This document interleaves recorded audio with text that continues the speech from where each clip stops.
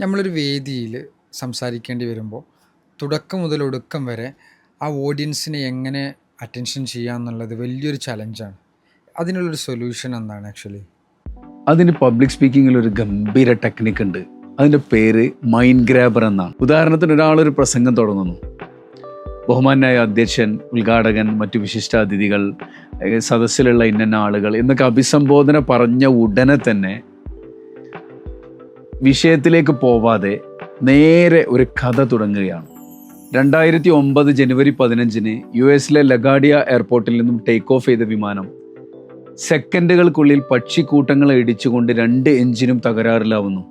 തിരിച്ച് എയർപോർട്ടിൽ ലാൻഡ് ചെയ്യാൻ പോലും പറ്റാത്ത ആ സിറ്റുവേഷനിൽ മനസാന്നിധ്യം കൈവിടാതെ ക്യാപ്റ്റൻ ചെസ്ലെ സള്ളൻബർഗർ എടുത്ത ആ ഒരു തീരുമാനം ഹഡ്സൺ നദിയിൽ ഇറക്കിക്കൊണ്ട് 155 പാസഞ്ചേഴ്സിൻ്റെയും ജീവൻ രക്ഷിക്കാൻ അദ്ദേഹത്തിന് സാധിച്ചു. പ്രതിസന്ധി ഘട്ടത്തിൽ പൈലറ്റ് എടുത്ത ധീരമായ തീരുമാനമാണ് ആ 155 പാസഞ്ചേഴ്സിൻ്റെയും ജീവൻ സേവ് ചെയ്യാൻ പറ്റിയത്. ഇങ്ങനൊരു സ്റ്റോറി പറഞ്ഞുകൊണ്ടാണ് നമ്മൾ ലീഡർഷിപ്പ് പോലുള്ള ഒരു ടോപ്പിക്കിനെ ഇൻട്രൊഡ്യൂസ് ചെയ്യുന്നതെങ്കിൽ ഓഡിയൻസ് വളരെ കൗതുകത്തോടു കൂടി അവർ അറ്റൻഷൻ ഡൈവേർട്ട് ചെയ്യാതെ നമ്മളെ കൂടെ നിൽക്കാൻ തുടങ്ങുകയും സ്പീച്ച് എൻഡ് ചെയ്യുന്നത് വരെ നമ്മളെ കൂടെ ശക്തമായി നിൽക്കുകയും ചെയ്യും.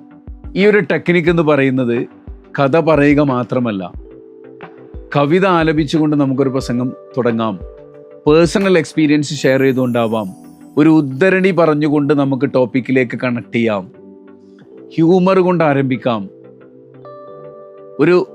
ഒരു ലീഡറുടെയോ ഒരു ബ്രാൻഡിൻ്റെ ഒക്കെ സ്റ്റോറി നമുക്ക് പറയാം.